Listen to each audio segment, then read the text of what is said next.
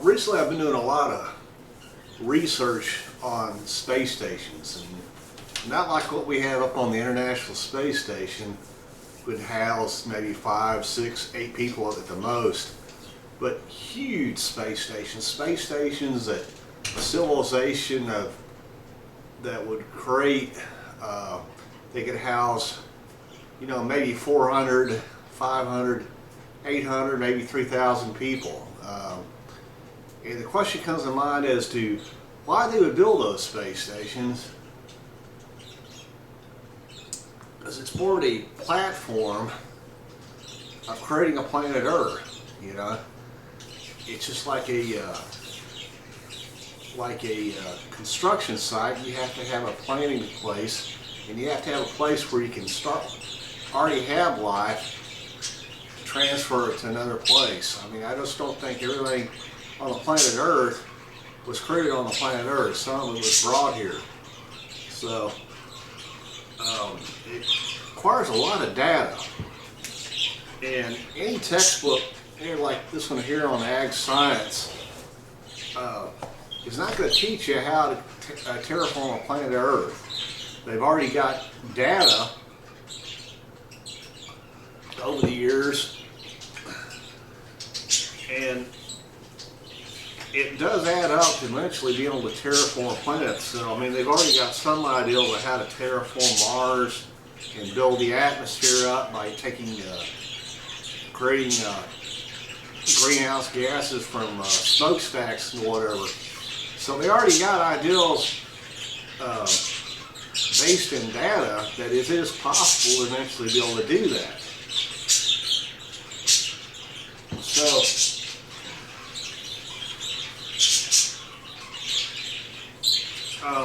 there's several quotes by Edwards Deming, and I started reading Deming because when you're thinking design, you're looking for somebody with an engineering background that works within engineering that designs stuff and how to think like a designer thinks in practicality. Going from assembly lines to creating a planet Earth, why it's two different things, it goes through the same process. One of Deming's quotes is, if you can't describe what you're doing as a process, you don't know what you're doing. So when you're describing the planet Earth as a process of creating one, you're going to have to understand what the process is. And years and years and years of science data indicates that process was designed. Here's another quote by Deming: "Without data, you're just another person with an opinion. That's about it." Data is a requirement to formulate a process to get what you want. It's an engineering problem. Some it's a biological problem. So you have several science departments that would be working together to try to create a planet Earth. And the only way to do that is you'd have to have a space station out there. And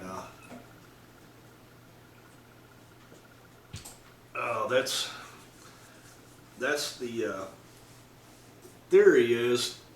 And as far as why they build those type of space stations, the number of humans in the world is growing at a rate of about 150 every minute, 220,000 a day, 80 million a year, and 8 billion by the year 2020. Can the Earth sustain such population growth? Well, it'll give you a good indicator why they would be moving populations. But I think as far as having more of a dynamic government you'd have out there, you would have to limit family size to maybe just 2 kids. Researching ancient alien stories and stuff would indicate they had immortality in the past. It's not something we can prove yet because we haven't found what the secret is to immortality. But if they do have immortality, most likely they're not always having kids. So that's still ancient alien theory, but that doesn't mean it wasn't a truth in the past.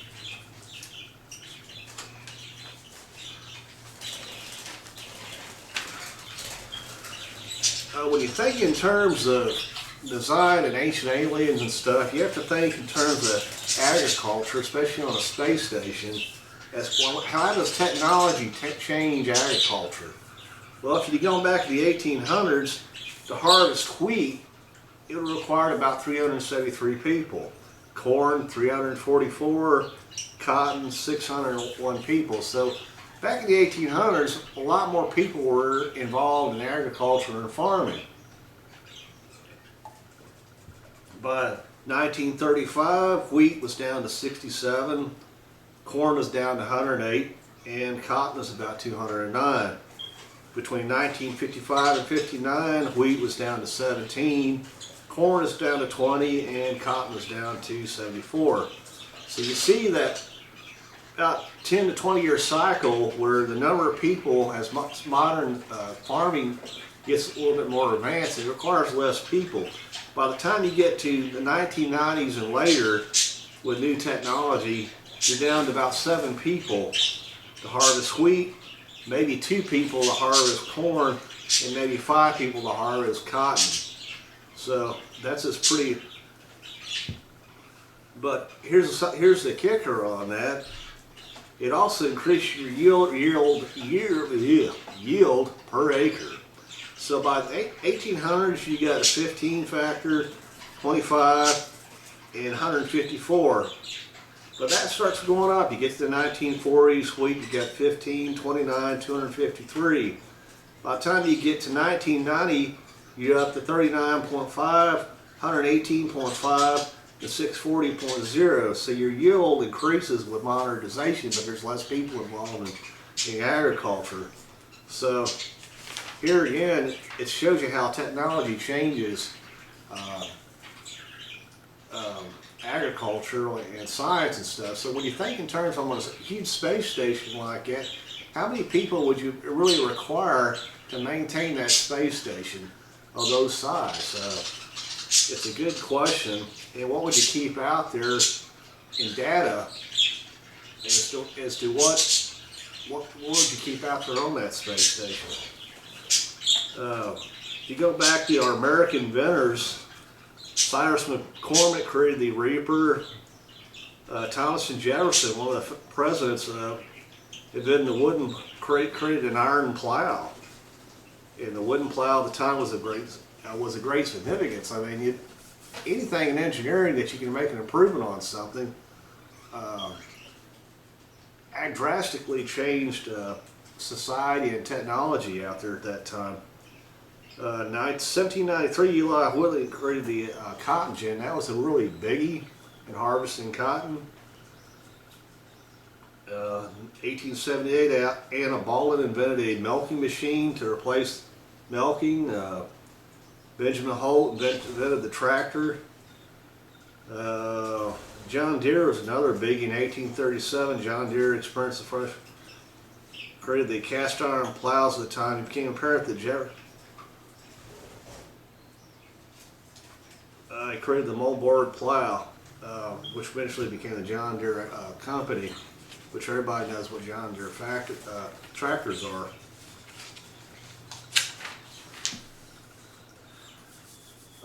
But I was looking at data as to what would possibly be on those space stations and what possibly could have been transferred from the space stations from one biosphere to an Earth biosphere. So you have to, I'm thinking in terms of what would they have on those space stations. And a legume comes up. It's a plant that hosts nitrogen-fixing bacteria. These bacteria convert nitrogen from the air to a form that can be used by plants. Legume plants are excellent sources of protein for humans and animals, so you can also eat them. So it does you a favor in your atmosphere and in your biosystem in creating that cycle of life. Tofu is another good Chinese food made from soybeans. Soybeans is a good source of nitrogen. Adding nitrogen to a soil, so that would be another item that I would think had its past in a space station, and they just got transferred to the Earth. I'm going to give you some other explanations of how an advanced alien civilization would be able to put more different life forms in, as far as plants go, using data and transfer it to different parts of the planet's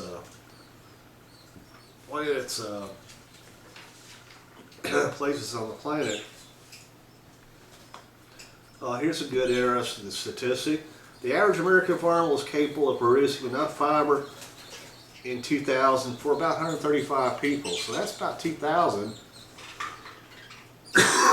So you think of how many, you think your average American farm out there, that land space has enough capability of about feeding 135 people. So think of how big those space stations are. Some of the pictures I put up on my Facebook site and my Twitter site, and think of how much space in farming you would have to have just for 135 people. So I would say even that thing, there would be probably less than 3,000 people at most living on those space stations. Other than factor, if they want to increase that, they'd probably have to go, most likely they would be going into aquaponics, because aquaponics is more concerted. You can pack a lot more vegetables and stuff into smaller spaces and feed a lot more people with aquaponics. So most likely aquaponics would be more the abundance of farming out there on the space station.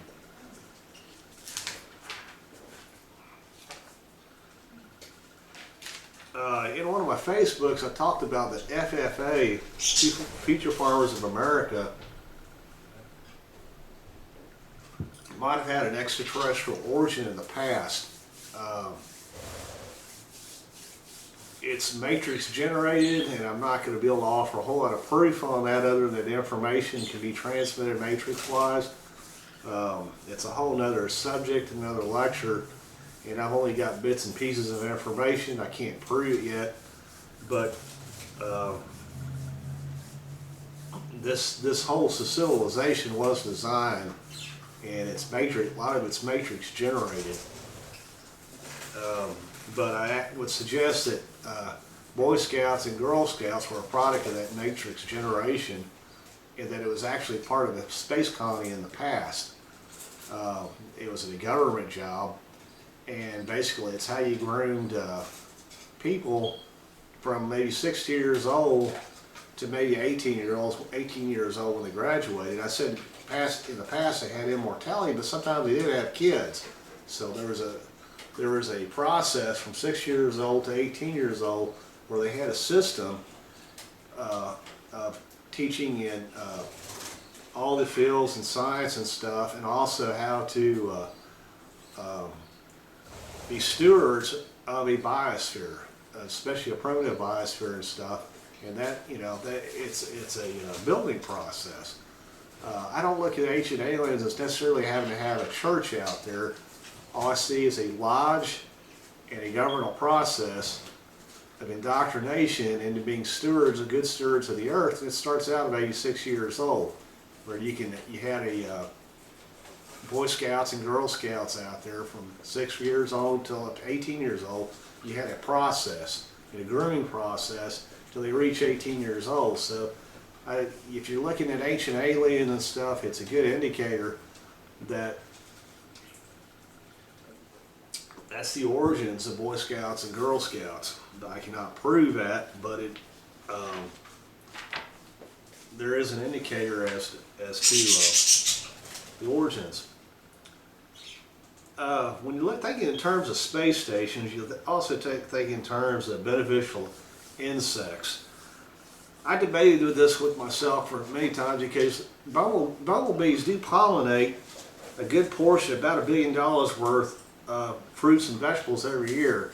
So they are a part of it, but a lot of it's wind generated. So when you're thinking of a huge space station, how do you get the air generation to flow through there to pollinate flowers and stuff? Would you want bees on a space station, I mean, it's more of an enclosed environment. There's advantages to a huge space station.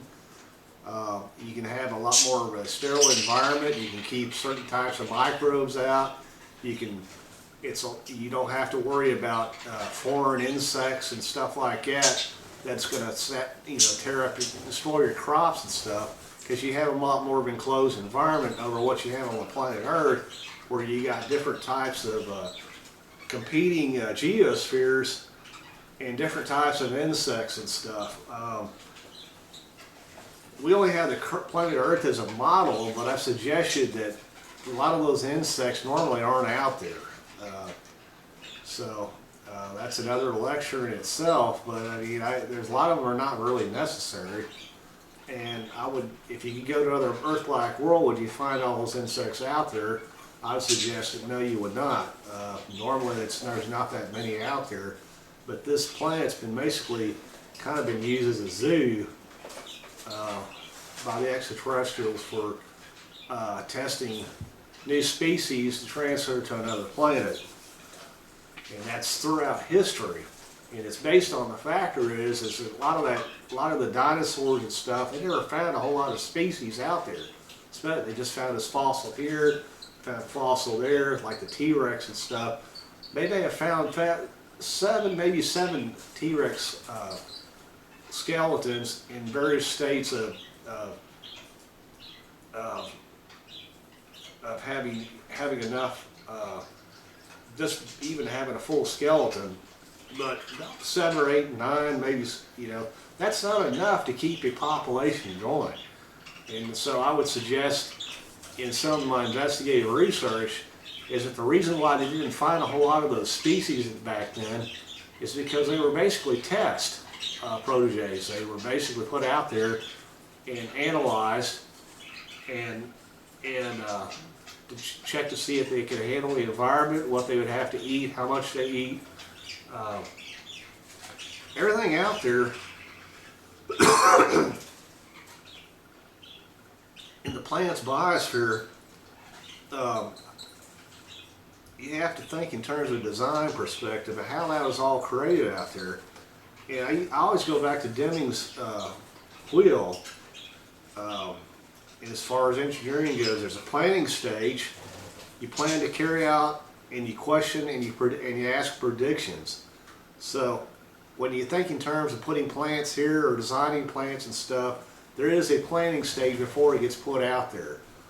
Then there's a do stage, and when you do the do stage, you also have to document the problems. Is it going to work in that environment? Is that plant going to be able to survive? Did it survive? Can it get? Does it need more water, or does it need to be over in a more different area? So there's a do stage, and then there's a study and a data analysis. You take observational data and you start analyzing what you've already learned from the test. It's the same thing if you were taking plants into a laboratory and stuff, and you're testing the environmental. Make sure that they're going to be hardy enough to survive in certain areas. So there's a study that goes on too, and then there's an act. What changes are after you've analyzed the data, there's an act that says what changes are going to be made. Can you make improvements on what you got there? So I mean, if you design a plant for a certain area of the world, what improvements and changes can you make that's going to make it more hardier, or do you need to can you make some improvements on the plant? So it's a continuous cycle of evaluation, testing, evaluate, and analyze that data, and you see that throughout the planet.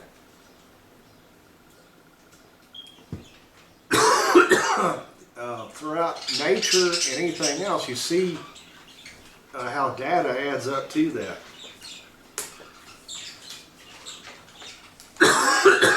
Some of the Darwinists can never, there's a lot of our vegetables that they can't explain where they came from. They can only trace it back to certain points. They were trying to find all these vegetables you find in the grocery store, such as carrots, pineapples, you know, lettuce, cabbage, and there's maybe one or two of them they could find out there in the wild. You know, they were looking around Mesopotamia where civilization, part of civilization began at, and they're saying, well, where did all these fruits and vegetables actually come from? They had to take it out from the wild. Well, most of the time they couldn't find that. I mean, where they went to, they can trace it out to different parts of the world. Pineapples, they can trace to South America. Strawberries, they can trace to South America. Watermelons to Southern Africa. Pears to the Middle East. Plums to Egypt. Olives to Egypt. Cherries to India. And rice like the Philippines. And in Mesopotamia, you would also have, I feed my parakeets, and it's mace, not mace, but it's a seed that was part of Mesopotamia. But it was a lot of probably people don't even realize that. But when you think in terms of what is the difference between modern plants that grow upright and they blossom and they reproduce by pollination and stuff, which are more advanced, the secret between that and early bacteria. Bacteria was the basics of all life back 4 billion years ago, which became blue-green algae, and that started that oxygenation process of photosynthesis, was basically bacteria. And there's about a billion-year period there where that's all that's really out there. And then something arrives, and that something arrives is a product of design, the nucleus. The nucleus of plant cells. Because with that nucleus, it can hold information. And I would say that suggestion in some of my Facebooks, that information comes from a quantum perspective, because other than that, where else it's going to come from? It takes a lot of information to create plants and stuff. It takes a lot of information to create human beings. And I just don't think that RNA and DNA is going to be that much information. It's just a lot of information, and it can only be generated in the quantum world. But the secret of that is the nucleus. The nucleus is the round ball. And you can go to any mathematics professor and stuff, and he will give you the formula as why so much stuff in the universe is round. But it's basically round because it can hold information. So, without that, all life on the planet Earth goes back to being bacteria. And there's nothing out there, there's no flowers out there, there's nothing that, even in dinosaur times, most abundant plant during the dinosaur times was the fern. And we got ferns today, but it was really the only plant out there. So I would question, if you went around the galaxy, our galaxy, how many plants out there would be a jungle world, and when you came down to the planet's surface, you just find a lot of ferns out there. It doesn't mean there'd be a lot of plant varieties, because during the dinosaur period, it was mostly just ferns. And I would take that even further, because we discovered that when they tested the oil down there, they found out it was a derivative of ferns. And they describe a process, well, the pressures and the turnover of the rock, molten rock and stuff, deposited all those ferns down there, and it created oil, which is something they can't prove. But that was one of the darndest answers as to how that oil is down there. I can give you a good explanation as to why the oil is down there, because E.T. put it down there, and it's used for storage. And what they use it for is when they're developing planets, Earth-like worlds. As I said, that through data we have now, when you're trying to create greenhouse gases, burning oil is a good producer of greenhouse gases.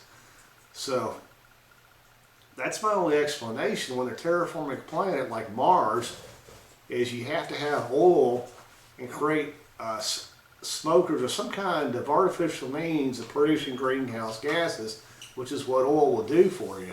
So that's the only explanation I can come up with as far as design goes as to why the oil is down there. Yeah, I guess ferns are a good producer of that. Also, the factor is they had the ferns on the space station, and when they didn't need them anymore, they could, or they had too many of them, they could transfer it to a planet and stock up and convert it somehow to oil and use it for some future time.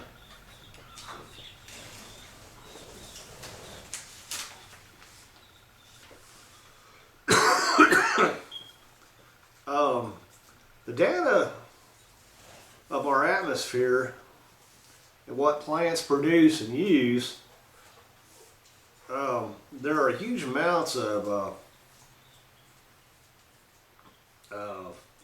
carbon, hydrogen, and oxygen, and there are 6 elements used in relatively large amounts by plants, micronutrients, which are nitrogen, phosphorus, potassium, calcium, magnesium, and sulfur. There's also some micronutrients from the soil: boron, copper, chlorine, iron, magnesium, and molybdenum and zinc. And the most important is nitrogen. And so if you're on a space station, you want a plant that produces good nitrogen because your other plants are going to benefit from it. So you could use alfalfa or you could use a soybean. And that's just based on data. But you find these minerals and stuff that are part of keeping that cycle going. So you have to have so many minerals, and you have to have the ability to replenish that. So you have to have a continuous cycle of life, or what they call Gaia. So here then, that's a good aspect of design, what you have to keep the Earth's biosphere going. You also have to have ions, which is about how plants, 98% of the nutrients obtained from the plant soil is absorbed in a solution, while the other 2% is extracted by the root directly from soil particles. Most of the nutrients are absorbed as charged ions. That's an aspect of design. And charged ions are part of our system too, because if you take any kind of room ionizer, or you walk out after lightning has struck the ground, you get that ionization and you feel refreshed and you feel alive again. So it's part of our cycle of life also, is increasing ionization. Actually, we benefit from it. You go to any hospital and you'll find rooms with ionizers in it that people go to, and some experience natural healing, and finally just simply just left the hospital. I mean, it does have a beneficial effect. When you get into space stations and stuff, though, they have been doing experimentations with different types of plants, like at the Kennedy Space Center. They've tested closed systems, and it looks like in the picture, it's called a CELSS, a Controlled Ecological Life Support System, that provides the basic components to sustain life without requiring inputs from an external source. So NASA's already done it on a smaller level. We haven't built a super-sized space station where you can put 3,000 people out there, but they've already proven that you can, in an enclosed environment with the right plants, you can create a good enough cycle out there where a human being could stay inside that complex and have plenty of oxygen to breathe and nutrients and food and survive. They've also done that in places on the planet where they set up biospheres, enclosed biospheres, and they put people in there for maybe 4 or 5 months, and they had to live totally enclosed away from the atmosphere, and the plants and the food and everything else is generated from within the biosphere. They've already proven that that is possible.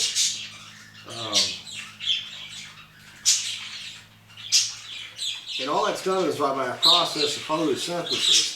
So they design plants that can take the harvest of sun's energy, which they created the sun in the first place. And you design plants that can take the sun's energy and convert it into sugars. We don't have photosynthetic skin. The only thing we benefit from the sun is going to be vitamin A. But that doesn't mean that's not ET out there, that there is a such thing, a photosynthetic skin, where ET could actually absorb nutrients just from the sun. So that means they wouldn't have to eat all the time. That would be an advantage. But there's nothing on the planet Earth I know of anything that walks upright or that's living as far as equivalent to a mammal that has that type of photosynthetic skin. It doesn't exist, at least on the planet Earth, but it doesn't mean that there's an alien out there that doesn't have that type of skin. The Chinese Agricultural Ministry visited our country, and they were really interested in raising hydroponic vegetables for the hotel trade. So mass producing vegetables with hydroponics, they can get them close to the hotel, so you always constantly have fresh vegetables, which is characteristic of the space station. You have a lot more of an enclosed environment, so all your vegetables and stuff in aquaponics are close to where you're going to eat at. So I mean, you're getting the benefits of fresh vegetables every day, and close to where you live out of your kitchen. So when I visited like a foreign country like Vietnam back in the 80s, I always wondered why I felt so great out there, because I was eating constantly fresh vegetables. I was going out to the market every day and getting vegetables and stuff and cooking them, having them cooked. I was always eating fresh fruit, fresh vegetables. Even though it was an open market, it doesn't look like a grocery store. You're constantly getting those fresh vegetables and stuff, and I always wonder why the fresh foods and stuff, I always felt great. So there's benefits to some third world countries and getting fresh vegetables out there all the time, which is the characteristics of the space station.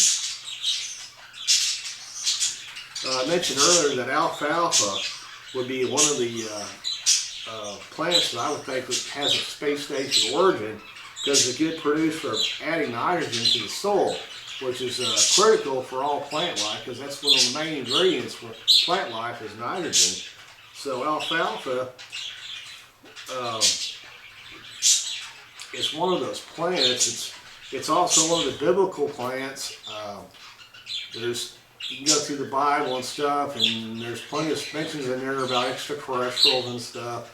They don't preach on that, but you will find alfalfa mentioned that. So if the Bible has an extraterrestrial origin, alfalfa goes along with it. It probably came from the space station, or originally that's where it originally came from. But you go through all these clovers, and you go to your different lagoons and stuff, and you see what they're used for, peanuts, what parts of the country those are located in.